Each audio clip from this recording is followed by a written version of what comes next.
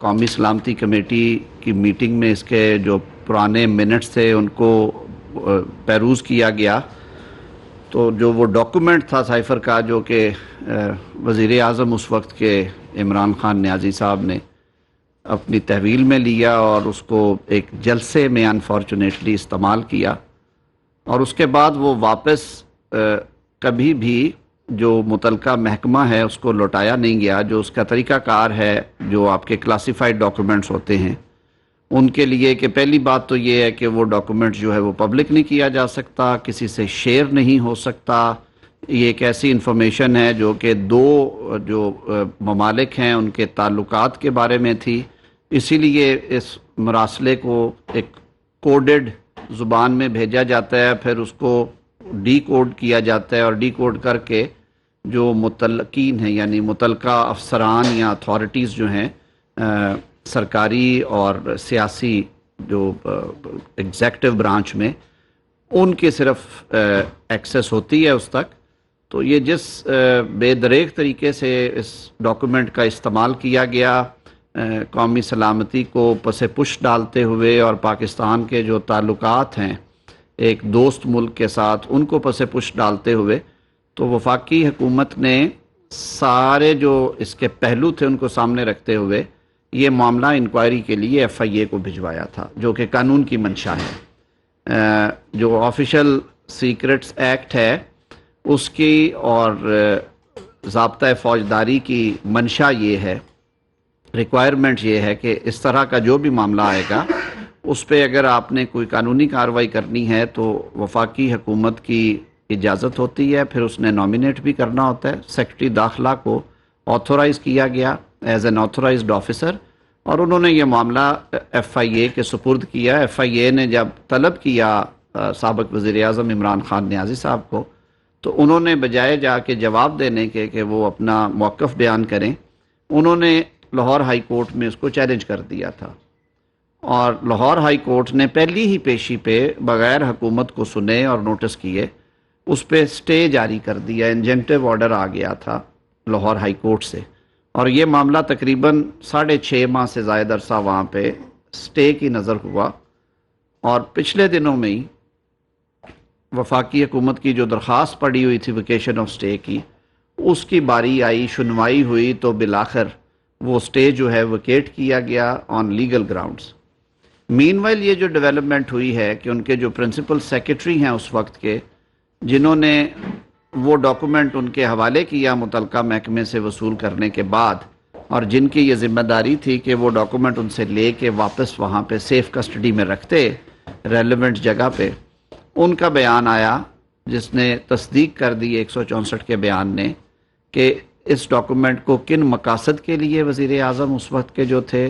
عمران خان صاحب، انہوں نے کن مقاصد کے لیے ان سے حاصل کیا، پھر انہوں نے کیا کہا کہ اس پہ کس طرح کا بیانیہ بنانا چاہیے اور اس کو سیاسی مقاصد کے لیے استعمال کریں، اور جو ووٹ آف نو کانفیڈنس سے اس سے بچا جائے۔ پھر اس کے کانسیکوینس کے طور پہ نہ صرف اسے جلسے میں لہرایا، اس پہ ایک بیانیہ کریٹ کیا گیا، اور پھر جس جلد بازی اور صورت کے ساتھ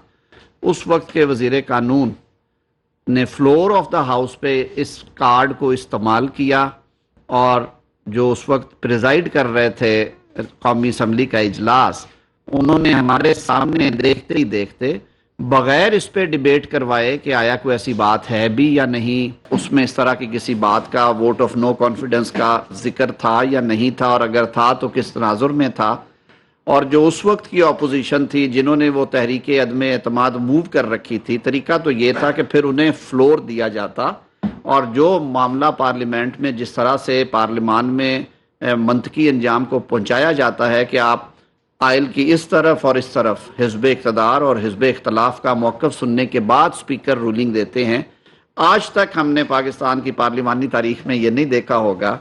کہ ایک نقطہ اٹھایا گیا اور اس پہ بغیر بحث تمہیز کے، بغیر دوسرا موقف سنے، بغیر ایون جو اس وقت کی حزب اقتدار تھی اس کے کسی دوسرے رکن سے اس کی تصدیق کرائے بغیر ڈیپٹی سپیکر نے وہ جو موشن آف نو کانفیڈنس تھی وہ کوئی 1.5 منٹ کے اندر اندر اس کو ڈسمس کر دیا، اور آرٹیکل 95 کی خلاف ورزی کرتے ہوئے عدم اعتماد کی تحریک کو انہوں نے مسترد کر دیا۔ اور پھر آپ سب نے دیکھا کہ اس ڈسمسل کا ریجیکشن کا فائدہ اٹھاتے ہوئے اس رولنگ کا جو کہ انکانسٹیٹیوشنل تھی، عمران خان صاحب نے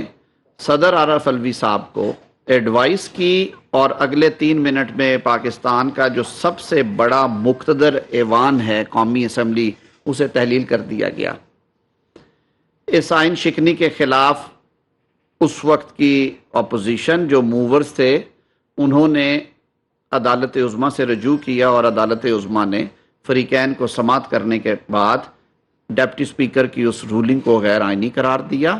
اور ایز اے کانسیکوینس قومی اسمبلی جو ہے وہ بحال کر دی گئی اور حکم دیا گیا کہ ووٹ کرایا جائے اور وہ سارا عمل جو ہے وہ آئینی طریقہ کار سے ہوا۔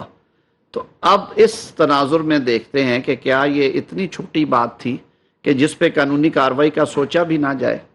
اور حکومت نے اپنی آئینی ذمہ داری اور قانونی ذمہ داری کے ساتھ ساتھ اخلاقی ذمہ داری بھی پوری کی۔ حکومت نے یہ حکم خود جاری کرنے کی بجائے حکومت نے قانون کی منشا کے عین مطابق یہ معاملہ سارا جو ہے، جو under the law investigating agency ہے انکوائر کرنے کے لیے مجاز، وہ شیڈیول کے مطابق ایف آئی اے ہے، تو یہ معاملہ ایف آئی اے کو بھیجا گیا۔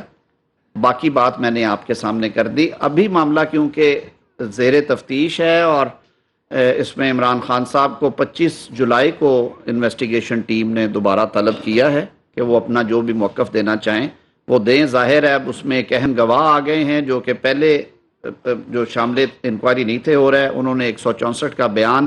قانون کے مطابق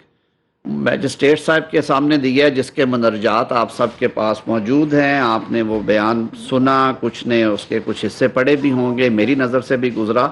تو اس بیان کی روشنی میں اور جو عمران خان صاحب اس میں اپنا جواب داخل کرنا چاہیں گے اس کو سامنے رکھتے ہوئے، جو آفیشل سیکرٹ ایکٹ کی متعلقہ شقیں اور دفعات ہیں سیکشن 3 اور 5 کے مطابق، ان کو سامنے رکھتے ہوئے اور سیکشن 5 کی کلاز اے اور پھر کلاز بی اور پھر سب سیکشن 3 کو سامنے رکھتے ہوئے ایف آئی اے یہ ڈیسائیڈ کرے گی ایز این انویسٹیگیٹنگ ایجنسی کہ اس انکوائری کو وہ کرمنل پروسیڈنگز میں کنورٹ کرنے کے لیے وہ آگے تحرک کرتے ہیں۔ تو یہ اصل صورتحال تھی جو میں سمجھتا تھا کہ یہ آپ سے ڈسکس کیا جائے، اور انفارچونیٹلی اس سارے ڈرامہ اور اس کھیل کی وجہ سے جو پاکستان کو نقصان پہنچانے کی کوشش کی گئی وہ آپ سب کے سامنے ہے کہ کس طرح سے ہمارے اس دوست ملک کے ساتھ تعلقات جو ہیں وہ متاثر ہوئے۔ اس کی وجہ سے ہمارے کئی ملٹی لیٹرل ایگریمنٹس اور اس سے جڑی ہوئی چیزیں کس طرح سے متاثر ہوئیں، اور اس سارے جو ایک وائڈ تھا یا ایک جو خلا پیدا ہوا تھا اس کو برج کرنے میں انٹرنیشنل ریلیشنز اپنے آپ دوبارہ ان کو کانفیڈنس لیول بحال کرنے میں کتنا ٹائم لگا، اور اس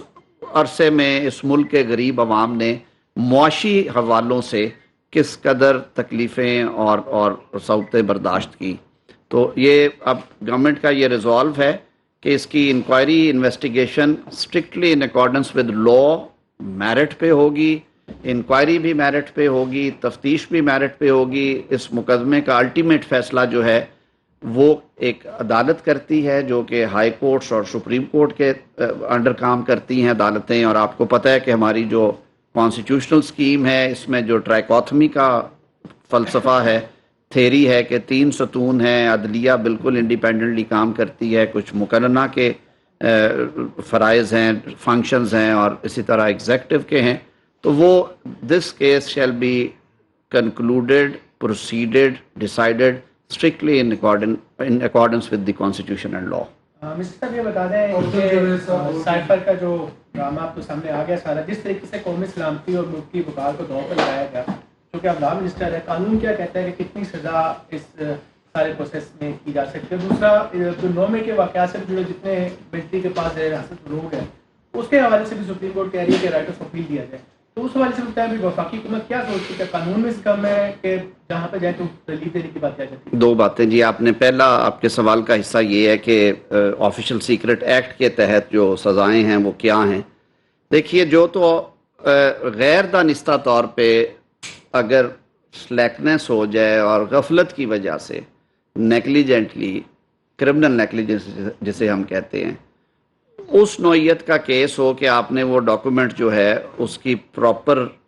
کیئر نہیں کی اور حفاظت نہیں کی، یا وہ آپ سے کہیں گم ہوا ہے یا گم نہیں ہوا، تو آپ نے اس کو جس قانون کے ضابطے کے تحت اس کو ہینڈل کرنا تھا آپ نے نہیں کیا، تو اس میں تو ایک کلوز وہ کہتی ہے کہ 2 سال تک سزا ہوگی۔ لیکن اگر شہادت اس بات کی ہے کہ اس کلاسیفائڈ ڈاکومنٹ کو پبلک کرنا یا اس کو شیئر کرنے کی وجہ جو تھی وہ اس طرح کے ذاتی مقاصد تھے جو کہ ابھی ہم سب کے سامنے آ رہے ہیں، اور اس کی وجہ سے قومی سلامتی جو ہے وہ خطرے میں جاتی یا وہ ملکی مفاد کے لیے پریجوڈیشل ہے، تو اس صورت میں وہ کیٹیگری ہے وہ 14 سال والی بھی ہے، اور جو بہت سنگین نوعیت کے مقدمات ہوتے ہیں اس میں ڈیفینس ریلیٹڈ بھی کچھ سٹریکس آتی ہیں، اس میں پھر سزائیں اس سے اوپر بھی جا سکتی ہیں۔ 9 مئی کے واقعے کے حوالے سے آپ کا سوال یہ تھا کہ سپریم کورٹ میں پروسیڈنگز پینڈنگ ہے،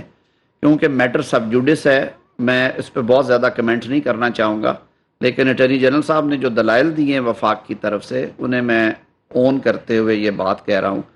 کہ آرمی ایکٹ کے تحت جو سویلینز کے ٹرائل ہیں وہ آج کے نہیں، وہ پچھلی 5 دہائیوں سے ہو رہے ہیں۔ 1952 کے آرمی ایکٹ میں ایک بنیادی ترامیم کی گئی تھی 1967 کے اندر،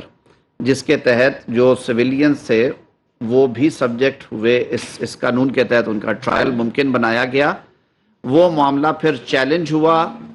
جو اس سے کیسز نکلے لاہور ہائی کورٹ میں اور پشاور ہائی کورٹ میں، وہاں پہ ڈیفرنٹ فیصلے آئے، لارجر بینچ بھی بنے، اور فائنلی معاملہ جو ہے 1975 میں سپریم کورٹ آف پاکستان کے سامنے رکھا گیا، بریگیڈیئر ریٹائرڈ ایف پی علی کیس اسے ہم کہتے ہیں۔ اس میں پہلی دفعہ اسے ایگزامن کیا گیا اور اس کے بارے میں وضاحت سے بیان کیا گیا۔ اس کے بعد بھی پھر بہت مواقع آئے، اور خاص طور پہ ریسنٹ پاسٹ میں آپ کو یاد ہوگا کہ جنرل پرویز مشرف پہ وہ جو جھنڈا چیچی پل والا واقعہ تھا، اس پہ جو واقعہ پیش آیا، ان پہ جو خود کش حملہ ہوا تھا، اس کے ٹرائل میں بھی سویلینز کو ٹرائی کیا گیا،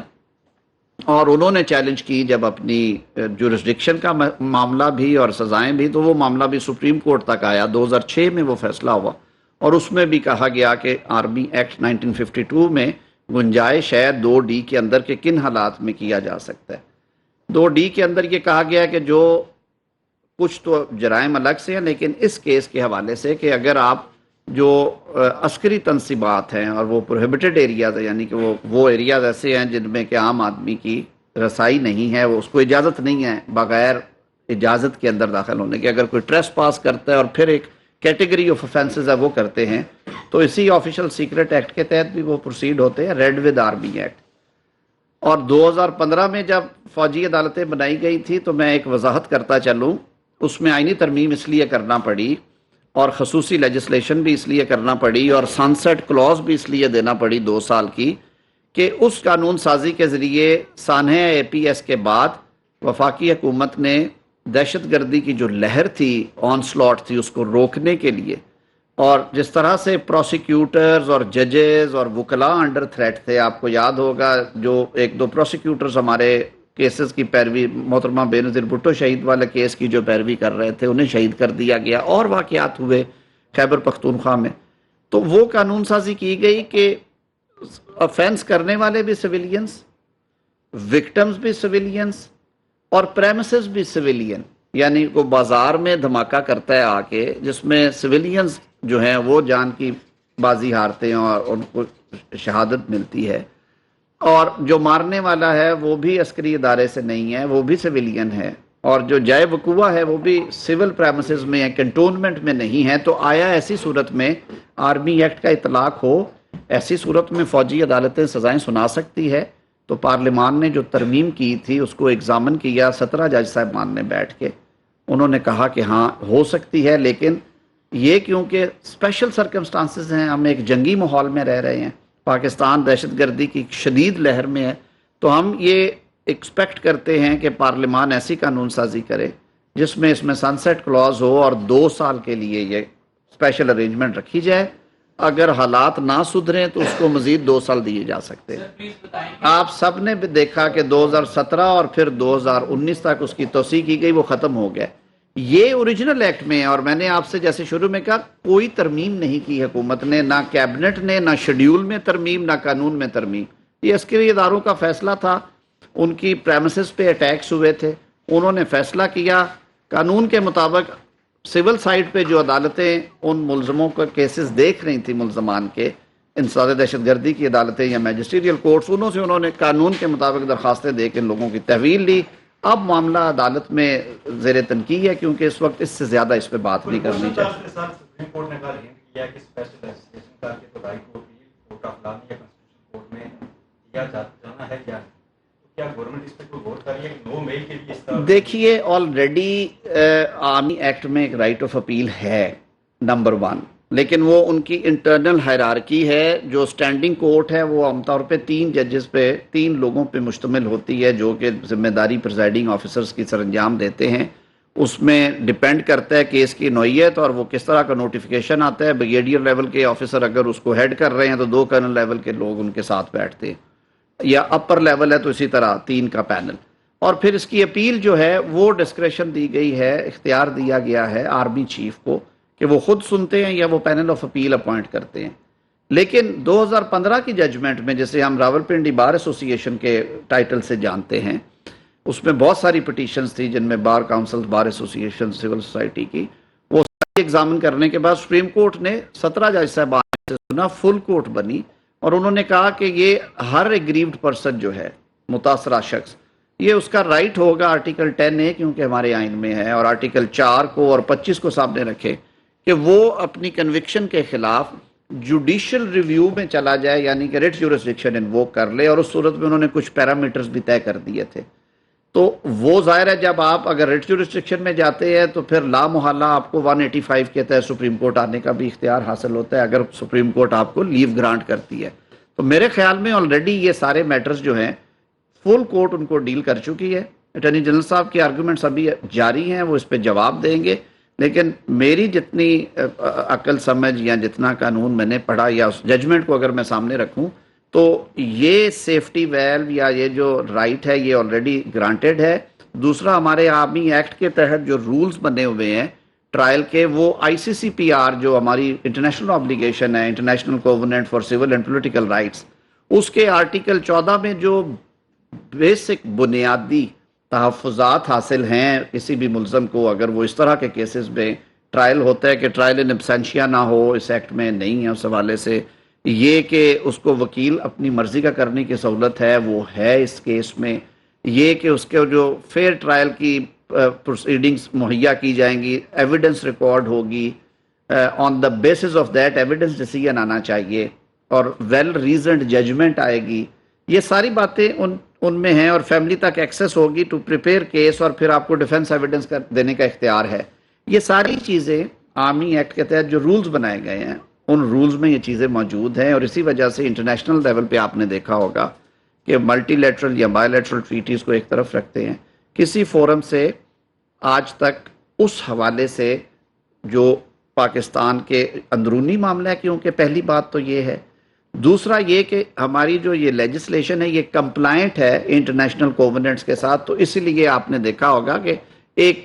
تقاضا کرنا یا ایک آواز بلند کرنا ضرور ہوتی ہے بات، لیکن سٹیٹ ٹو سٹیٹ لیول پہ یہ معاملہ ابھی کسی ملک نے نہیں اٹھایا. طارق صاحب آپ ماشاءاللہ بڑے قانون دان ہیں. آرمی ایکٹ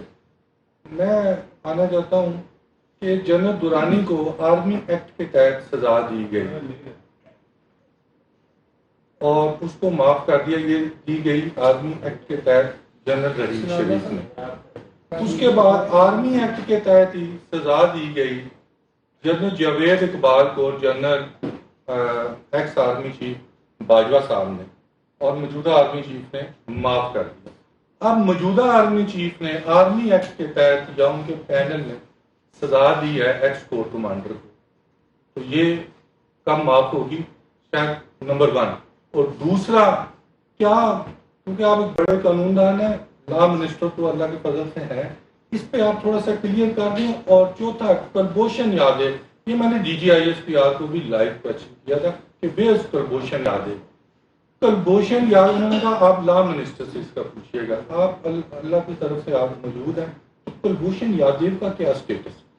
دیکھیے جہاں تک تو آپ کے پہلے سوالات ہیں،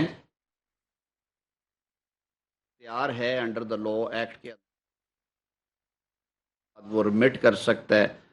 ختم کر سکتا ہے, اس میں تخفیف کر سکتی ہے وہ اتھارٹی, یہ ہر قانون میں موجود ہوتا ہے. وہ انڈر دا لا اگر کوئی اختیارات کسی میں ویسٹ کرتے ہیں تو وہ اس اتھارٹی کے لیے ہے کہ وہ ریزنز دے کے وہ اس کو ختم کریں, تخفیف کریں, انڈر گون جو ہے اس کو وہیں پہ منتج ہو جائے. دوسرا معاملہ رہا کلبھوشن کا, تو کلبھوشن کے معاملے میں آپ کو یاد ہوگا معاملہ انٹرنیشنل کورٹ آف جسٹس میں بھی گیا, کاؤنسلر رسائی کی حد تک. ہمارا آرمی ایکٹ وہاں پہ بھی ایگزامن ہوا تھا, اور یہ جو ججمنٹ تھی 2015 والی, یہ بھی اس پہ بھی ریلائنس کیا گیا, اور اس کے بعد انٹرنیشنل کورٹ آف جسٹس نے کہا کہ یہ جو آپ کے ڈومیسٹک فورمز ہیں ان میں بظاہر کوئی ایسی وائلیشن نہیں ہے, یہ پرائما فیشی کمپلائنٹ ہے. رائٹ آف اپیل کے حوالے سے بات ہوئی, اس کے بارے میں آپ کو پتا ہے, پھر اس پہ موو بھی کیا گیا, تو وہ قانون کے مطابق ڈیل ہو رہے ہیں. اب میری کیونکہ میں ایک ایسا سینسٹیو میٹر ہے جس کے انٹرنیشنل کنٹورز بھی ہیں اور سلسلے بھی ہیں, میں کوئی ایسا بیان نہیں دوں گا جو کہ میرے علم اور یقین کے مطابق درست نہیں ہے. اس سے زیادہ انفارمیشن میرے پاس نہیں اس وقت. جی آپ نہیں, ایک سیکنڈ, راشد صاحب کا پہلے سوال. سائفر کی بات کر رہا تھا میں, اس میں ایویڈنس بڑی امپورٹنٹ ہوگی, اور ایک بیان جو 164 کا جس کا ذکر کر رہے ہیں, لیکن اس کے بارے میں انہوں نے اس کو ویسے اسی لیے فلاؤ کر دیا کہ ایک آدمی جو غائب رہا, لاپتہ رہا, وہ اچانک اپیئر ہوا اور 164 کا بیان ریکارڈ کر دیا. پروسیجر آف لا کیا ہے 164 کا بیان ریکارڈ کرنے میں, اور اس طریقے سے جو بیان ریکارڈ ہوا ہے یہ کتنا افیکٹو ہے؟ 164 کا بیان پہ زیادہ کلاؤڈز یا وہ زیادہ اس میں کمزوریاں اس وقت آتی ہیں جب کسی شخص کو حراست سے نکال کے پیش کیا جائے, اور جو ریکارڈ کرنے والی عدالت ہے اس کو high court rules and orders کے تحت کچھ ہدایات جاری کی گئی ہیں کہ وہ سب سے پہلے جو گواہ یا ملزم پیش ہوا ہے اس سے کچھ سوالات پوچھتی ہے کہ آپ پہ کچھ دباؤ نہیں ہے, آپ رضا بندی سے یہ بیان دے رہے ہیں, اور اگر یہ آپ بیان دے رہے ہیں تو یہ بھی ذہن میں رکھے کہ یہ بیان آپ کے خلاف قانوناً استعمال ہو سکتا ہے. اور پھر اسے یہ بھی بتایا جاتا ہے کہ یہ بیان دینے کے بعد آپ کو کسی تحقیقاتی ادارے کی تحویل میں ابھی نہیں دیا جا رہا, یا اگر آپ تحویل میں ہیں ان کی تو آپ کو جیل بھیج دیا جاتا ہے, اگر آپ ضمانت پہ ہیں یا تحویل میں نہیں ہیں تو آپ گھر جا سکتے ہیں. اور یہ جج صاحب کی ایک فنڈامنٹل ڈیوٹی ہے جو اس کیس میں بھی پوری کی گئی. اب اس کے بعد اگر ایک گریڈ 22 کے آفیسر جنہوں نے ایپکس لیول کے اوپر اس ملک کا ایک اہم عہدے پہ وہ فائز رہے ہیں, انہوں نے بقائمی ہوش و حواس ایک تفصیلی بیان دیا ہے جس میں میرے خیال میں کچھ ایسی چیزیں نہیں ہیں جو آج تک لوگوں کے سامنے نہیں تھی. یہ سارا پاکستان جانتا ہے کہ سائفر کا ایک کھیل کھیلا گیا. آپ نے ذکر کر ہی دیا ہے, تو سپریم کورٹ کی اس ججمنٹ میں بھی اگر آپ جائیں جو کہ عدم اعتماد کے بعد قومی اسمبلی کی تحلیل والی تفصیلی ججمنٹ آئی, تو اس میں بھی انہوں نے کہا کہ ہمارے سامنے اسپیکر کی رولنگ کو ڈیفینڈ کرنے کے لیے سائفر والا بیانیہ سامنے ہمارے آرگیو کیا گیا, اور ہم اس سے متفق نہیں ہیں کیونکہ بادی نظر میں ہمیں اس میں وزن نظر نہیں آتا. اب رہی بات, اب نہ تو وہ ڈھکا چھپا ہے کہ اس سائفر کے کنٹینٹس کیا تھے, تھینکس ٹو وزیر اعظم صاحب اس وقت کے کہ انہوں نے تقریباً ہر جگہ پہ اس کا تذکرہ کر دیا اور چرچا کر دیا. نہ یہ ڈھکا چھپی بات رہی کہ وہ کس ملک سے آیا تھا, نہ یہ بات ڈھکی چھپی رہی کہ اس کو پبلک کرنے کا مقصد کیا تھا, اور نہ اسپیکر کی رولنگ کے بعد اور سپریم کورٹ کے فیصلے کے بعد یہ کوئی راز رہا کہ اس کے جو ممکنہ نتائج تھے وہ کیا تھے. نتائج یہ ہونے تھے کہ آپ اگر کھیلیں گے نہ کھیلنے دیں گے, اگر عدم اعتماد سے نہیں بچا جا سکتا تو اس کو ایک بیساکھی کے طور پہ استعمال کیا جائے, اسمبلی کی تحلیل کروا لیں, اس کے بعد اللہ مالک ہے. وہ ان کا کھیل کامیاب نہ ہو سکا, لیکن ان کے اس کھیل نے پاکستان کو ایک معاشی تباہی جو پہلے بہت زیادہ کر چکے تھے اور اس کی طرف دھکیل دیا, اور ہمیں مغرب کی طرف سے آئسولیشن کے شکار ہوئے. ایک غیر سنجیدہ عمل تھا جو کہ کسی قومی سطح کے سربراہ کو یہ زیب نہیں دیتا تھا. اب اس کے کیونکہ قانونی بھی تقاضے ہیں اور اس کے کنٹرولرز ہیں, معاملہ وہاں پہ زیر تفتیش ہے. یہ کوئی خفیہ چیز نہیں رہی کیونکہ یہ تو ہر بندہ اب جانتا ہے کہ اس میں کیا کیا ہوا, اور شاید اسی وجہ سے یہ اتنا اوپن اینڈ شٹ کیس ہے کہ خان صاحب نے سٹے آرڈر کے پیچھے چھپنے کو ترجیح دی اور انہوں نے آ کے اس پہ آج تک اپنا موقف نہیں دیا. اب دیکھنے والی بات ہے کہ وہ اگلی 25 جولائی کو کیا موقف دیتے ہیں. جی ثناء اللہ صاحب. جی اچھا میں ذرا بچے جی بیٹے. اعظم خان صاحب کا بیان ہے وہ 64 دن کہاں رہے, اس کے بعد انہوں نے کس کو بیان ریکارڈ کروایا, تب وہ کس حالات میں تھا, یہ ساری چیزوں کے اوپر ایک تو ایسا انداز ہے بتا دیں. دوسرا سر جو ان کا بیان بھی جو کاپی کالستان میڈیا میں آؤٹ ہوئی, تو کیا اس کے اوپر بھی کوئی قانونی دیکھیے اعظم خان صاحب موجود ہیں اسی ملک میں, یہ سارے سوالات آپ اگر وہ لینا چاہیں تو آپ ان سے بھی کر سکتے ہیں. اعظم خان صاحب کے بیان کو قانونی تحفظ اس لیے حاصل ہے کہ وہ میجسٹیریل سٹیٹمنٹ ہے, کورٹ میں ہوئی ہے اور انڈر لا ہوئی ہے. میں نے آپ کو پہلے سارا بتا دیا کہ 164 کا بیان جو ہے وہ کس طرح ریکارڈ ہوتا ہے. اب اس بیان پہ انحصار کرنا یا اس بیان سے مطمئن نہ ہونا یہ دو فورمز کے لیے ضروری ہے. رائٹ ناؤ یہ معاملہ دیکھے گی ایف آئی اے جو تفتیشی ایجنسی ہے کہ آیا وہ اس کے مندرجات پہ ریلائی کرنا چاہتے ہیں. دوسری صورت یہ ہے کہ اعظم خان صاحب نے خود بھی اپیئر ہونا ہے انڈر دا نوٹس, تو وہ اگر پیش ہوتے ہیں, اگر وہ یہ بیان دہرا دیتے ہیں تو یہ معاملہ ختم ہو جائے گا. دوسری جی کاپی لیک دیکھیں اس کے لیے میں تو ذمہ دار نہیں ہوں یا کوئی آپ بھی نہیں ہیں. یہ بیان کلاسیفائڈ نہیں ہے, یہ آفیشل سیکرٹ ایکٹ میں 164 کا بیان نہیں آتا. یہ کورٹ ڈاکومنٹس جو ہیں یہ پبلک ڈاکومنٹس ہوتے ہیں اور یہ عام طور پہ صرف جو ریکارڈنگ کے ٹائم سے پہلے جو منشا ہے وہ ہے کہ ایک انٹریکشن عدالت کا ہوگا 1-on-1 بیان دینے والے سے, جس میں وہ 4 سوالات کریں گے اس سے کہ آپ رضاکارانہ طور پہ دے رہے ہیں, آپ پہ دباؤ نہیں ہے, آپ پہ تشدد تو نہیں ہوا, آپ کو اس کے بعد تحویل میں نہیں دیا جائے گا اور یہ بیان آپ کے خلاف استعمال ہو سکے. یہ فنڈامنٹلز ہیں 164 کے. اگر وہ پورے ہیں تو فیز 1 میں تفتیشی ایجنسی کے لیے یہ کہ اس پہ ریلائی کرتے ہیں. دوسری بات کہ 161 میں اگر آ کے وہی بیان وہ خود دے دیتے ہیں یا کسی بھی پروویژن کے تحت تفتیشی افسروں کے سامنے, وہ بیان بھی ظاہر ہے وہ ایکولی اچھا ہے تفتیشی ایجنسی کو تفتیش کنکلوڈ کرنے کے لیے, انکوائری کمپلیٹ کرنے کے لیے. دوسری بات عدالت میں جب معاملہ جائے گا تو اس کی ایویڈنشری ویلیو کا فیصلہ جو کرنا ہے وہ نہ میڈیا نے کرنا ہے نہ حکومت نے کرنا ہے, وہ عدالت کرے گی. اور میں نے جیسے پہلے عرض کیا میرے آئین کے تحت وہ ایک سیپریٹ آرگن ہے اسٹیٹ کا, انڈیپینڈنٹ ادارہ ہے, وہ اس کو اسیس کریں گے. وہ اگر اس سے متفق ہوتے ہوئے اور دیگر ایویڈنس ان کے پاس ہوئی تو یہ مقدمہ کنوکشن پہ منتج ہوگا, ادروائز بینیفٹ ملیں گے. جی ثناء اللہ صاحب. 2-3 سوال. جی جی ایک تو کل رانا صاحب ایک کر کے کر لیں. جی جی تو رانا صاحب نے کل کہا تھا کہ ہم اس معاملے پر لیگل رائے لیں گے وزارت کے قانون سے, تو یہ بتا دیں لیگل رائے آپ نے دیکھ لی. دوسرا سوال یہ ہے کہ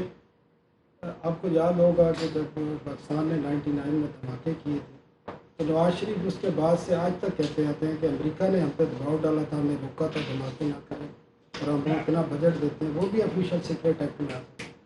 تو وہ کارروائی بھی بنتی ہے, اسی طرح کا آفیشیل سیکرٹ ایکٹ لاگو ہوگا. تیسرا سوال یہ ہے کہ 22 دن رہ گئے ہیں آپ کی حکومت کو اور مختلف باتیں آ رہی ہیں کہ 12 اگست کی رات سے پہلے اسمبلی توڑ دی جائے گی, تو آپ کی وزارت نے کیا رائے دی ہے؟ اگر پہلے توڑتے ہیں تو کتنے دن میں الیکشن ہوں گے, اور اگر ٹائم پہ ختم ہوتے ہیں تو کتنے دن میں الیکشن ہوں گے, اور یہ پروسیس کب سے شروع ہوگا نگران سیٹ اپ کی کنسلٹیشن؟ آخری سوال کا جواب پہلے دے دیتا ہوں تاکہ حافظہ ذرا تھوڑا ٹھیک رہے. یہ نہ میری رائے کی ضرورت ہے نہ کسی وزارت کی رائے کی ضرورت ہے, آئین میں لکھا ہوا ہے. آئین میں درج ہے کہ اگر اسمبلی اپنی مدت پوری کرتی ہے تو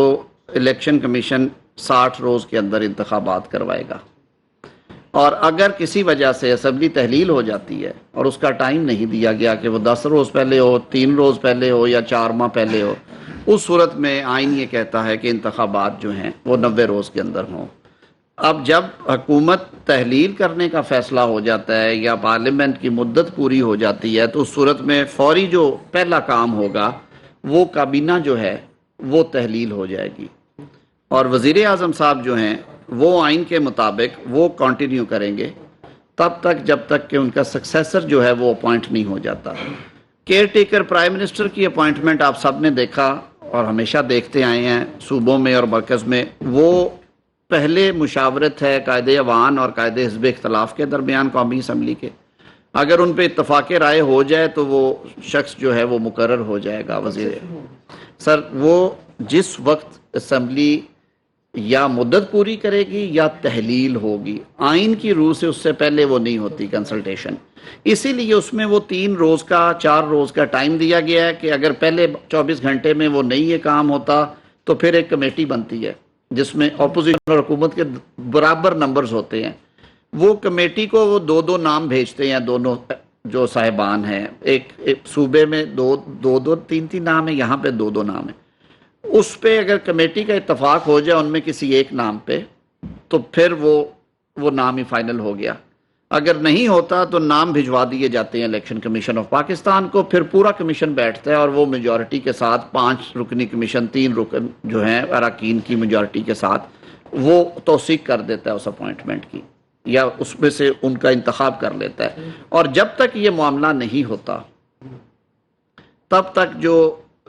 آؤٹ گوئنگ پرائم منسٹر ہوتے ہیں, کیونکہ ملک کو آپ ایک انتظامی سربراہ کے بغیر نہیں چلاتے, تو یہ بھی آئین میں درج ہے کہ وہ as a prime minister continue کرتے ہیں. لیکن اچھی روایت یہ رہی ہے کہ ان 2 یا 3 دنوں میں وہ عام طور پہ پنجاب میں جب اسمبلی تحلیل ہوئی تو یہ معاملہ آیا کہ وہ ڈے ٹو ڈے سے بات بڑھ گئی تھی اور بہت سارے پروجیکٹس اور چیزیں جو تھی وہ سینکشن ہوئی. لیکن ان 2-3 دنوں میں وہ ڈے ٹو ڈے جو اپنے پاورز ہیں وہ ایکسرسائز کرتے ہیں تاکہ نظام نہ رکے. دوسرا سوال تھا کہ جب 1999 میں 99 میں پاکستان نے ڈیٹونیٹ کر دی تھی اور بتانا تھا کہ ہم ایٹامک پاور ہیں, اس وقت ان کو کہا گیا کہ آپ یہ نہ کریں اور اس کے بدلے میں جو دوست ممالک ہیں یا جو انٹرنیشنل پلیئرز تھے انہوں نے لے لیا سر نام. دیکھیں, قومی سلامتی کے حوالے سے آپ آفیشل سیکرٹ ایکٹ بھی پڑھیں اور آئین پاکستان بھی پڑھیں اور پرائم منسٹر کا اوتھ بھی پڑھیں. اس میں قومی سلامتی کے حوالے سے اس کو یہ بالکل رائٹ ہے کہ جہاں پہ وہ اپنے ملک کے دفاع کے لیے, ملکی استحکام کے لیے ضروری سمجھتا ہے تو وہ یہ بات آئین اسے اجازت دیتا ہے کہ وہ کر سکتا ہے. اور ایسے بڑے ایشو کے اوپر کہ پاکستان ایٹمی طاقت ہے وہ اس کا اظہار کرے یا نہ کرے, میرے خیال میں اگر یہ مسئلہ بھی عوام کے سامنے نہیں تھا لایا جانا تو اس سے زیادہ عوام کے ساتھ زیادتی نہ ہوتی ہے ایک منتخب حکومت میں. تو انہوں نے اپنا وہ استحقاق بھی استعمال کیا. انہوں نے ایک قومی لیڈر کے طور پہ, قوم کے ایک الیکٹڈ سربراہ کے طور پہ قوم کو اعتماد میں لیا کہ یہ 2 رستے تھے ہمارے پاس. اس میں سے حمیت کا, ملکی استحکام کا, ملکی دفاع کا تقاضا یہ تھا کہ ہم یہ رستہ چنتے. تو میں آپ کی عدالت میں یہ چیزیں رکھ رہا ہوں تاکہ آئندہ آنے والے وقتوں میں جب کبھی انتخاب کا وقت آئے یا فیصلے کا وقت آئے تو میں ریکارڈ پہ درست رہوں. انہوں نے کوئی اپنی حکومت بچانے کے لیے, کسی عدم اعتماد سے بچنے کے لیے, قومی اسمبلی کو رات شب خون مارنے کے لیے یا توڑنے کے لیے منتخب ایوان کو یہ کام نہیں کیا. اور اسی وجہ سے مشرف صاحب کے مارشل لاء میں بھی یہ نہیں سوچا گیا کہ یہ ان پہ آفیشل سیکرٹ ایکٹ بھی لگتا ہے, انہیں ہائی جیکر بنا دیا گیا, ان پہ حدیبیہ کھڑا کر دیا گیا, ان کے کاروبار بند کر دیے گئے. ان پہ کون سا ایسا جرم تھا جو ان پہ نہیں لگایا گیا؟ لیکن یہ کام مارشل لاء میں مارشل لائی حکومت نے بھی نہیں کیا. اس لیے نہیں کیا کہ انہوں نے یہ جو اعلان تھا وہ قومی سلامتی کے حوالے سے اور ملکی استحکام کے حوالے سے کیا تھا. جی, رانا ثناء اللہ صاحب کی وہ دیکھیں, انہوں نے اچھا کیا, محتاط بات کی انہوں نے. لیکن میں نے شروع میں یہ بات ایکسپلین کر دی تھی کہ حکومت اب یہ معاملہ سپرد آلریڈی کر چکی ہے ایف آئی اے کے, آج سے کوئی 8 ماہ پہلے 7 ماہ پہلے. یہ اب ایک لیگل پروسیس ہے, اس میں یہ ڈیولپمنٹ نہیں آئی ہے کہ 164 کا بیان آیا تو ہماری یادداشتیں بحال ہوئی ہیں, ورنہ یہ معاملہ وہاں پہ زیر انکوائری تھا, زیر تحقیق تھا. البتہ خان صاحب نے ہمیشہ کی طرح انویسٹیگیٹنگ ایجنسی کو جواب دینے کی بجائے اسٹے لینا مناسب سمجھا, جیسے نیب میں ہوتا ہے. نیب میں آپ کو یاد ہوگا جب نیب میں ترامیم ہو رہی تھی اور وزارت قانون نے وہ بل پیش کیا سینٹ میں خاص طور پہ, تو اس کی کاپیاں پھاڑ کے ہوا میں لہرائی گئیں اور اسے انا رو کا نام دیا گیا اور کہا گیا کہ یہ سودے بازی ہے. تاریخ گواہ ہے کہ اس قانون کے تحت جو پاکستان مسلم لیگ نون کی قیادت ہے اس نے بریت نئے قانون کے تحت نہیں لی. محترمہ مریم نواز شریف صاحبہ کی ہائی کورٹ سے بریت پرانے قانون پہ ہوئی, ریکارڈ کے اندر ہے, ججمنٹ میں لکھا ہوا ہے کہ انہوں نے کہا کہ ہم نئے قانون پہ بحث نہیں کر رہے. احسن اقبال صاحب کو بری کیا اسلام آباد ہائی کورٹ نے, انہوں نے کہا جی میں نئے قانون پہ بحث کر رہا ہوں, پرانے قانون پہ کر رہا ہوں, نئے قانون کا بینیفٹ نہیں لوں گا. اسی طرح وزیر اعظم شہباز شریف صاحب کی 265K کی پرسوں اپلیکیشن ہوئی ہے، ان کے وکیل امجد پرویز نے پھر یہی بات کی. تو آج دیکھ لیں کہ NRO کس کے لیے تھا. چیئرمین پاکستان تحریک انصاف نے کوئی درجن بھر کے قریب درخواستیں دائر کر رکھی ہیں امینڈڈ نیب لا کے تحت کہ یہ مجھے اس طرح نہیں بلا سکتے، یہ مجھے یہ نہیں کہہ سکتے، یہ مجھے یہ نہیں کرنا. سر وہ توشہ خانہ کیس میں بھی عمران خان پیش بھی ہو، اس میں قانون کیا کہتا ہے؟ دیکھیں نان کوآپریشن کے اوپر گرفتاری ہو سکتی ہے. وہ پرانے قانون میں تو بہت انفیٹڈ پاورز تھیں، لیکن نئے قانون کے تحت بھی اگر کوئی شخص قانون کا مذاق اڑائے گا، تفتیشی ادارے سے کوآپریٹ نہیں کرتا اور آگے ہنس کے دکھا دیتا اور کہتا نہیں آندہ میں، تو پھر ظاہر ہے تفتیشی ادارے کے میں آپ کہہ رہے ہیں گرفتاری ہو سکتی ہے. اس لیے ہو سکتی ہے کہ اگر وہ کوآپریٹ نہیں کریں گے، اگر وہ پیش نہیں ہوں گے. ایک تو ہے نا توشہ خانہ کا عدالتی مقدمہ جو کہ الیکشن کمیشن کی کمپلینٹ پہ ہو رہا ہے، اس میں بھی اگر وہ دانستہ غیر حاضریاں کرتے ہیں اور پلیڈر اپوائنٹ نہیں کرواتے، جو کہ شاید آج پلیڈر اپوائنٹ ہو گیا ان کا، تو اس صورت میں وارنٹ نکل سکتا تھا. لیکن عدالت نے میرے خیال میں ریسٹرینٹ شو کی ہے، جوڈیشل ریسٹرینٹ. جو توشہ خانہ نیب انکوائری ہے اس میں بھی اگر وہ کوآپریٹ نہیں کرتے اور بارہا نوٹسز کے باوجود وہ نہیں جا رہے اور وہ جواب دینے کو تیار نہیں ہیں کہ وہ پروسیڈز میں نے کہاں اور جعلی رسید کیوں بنائی، اور جو ان کی وہ ہار ہے دوسرا جو نیکلس ہے گراف کمپنی کا جس کی قیمت جو ہے وہ کروڑ ہا میں بلکہ وہ اربوں میں جاتی ہے رقم، کوئی ملین ڈالرز کے حوالے سے ہے. میرے پاس ایگزیکٹ اماؤنٹ نہیں ہے، but it's a very serious affair کہ وہ ریاست پاکستان کو جانا تھا، اس کے فروٹس، اور اگر آپ نے قانون کے مطابق خریدنا تھا تو پھر جو ایگزیکٹ مارکیٹ پرائس تھی اس کی وہ پرسنٹیج دینی تھی. تو وہ بھی اسی طرح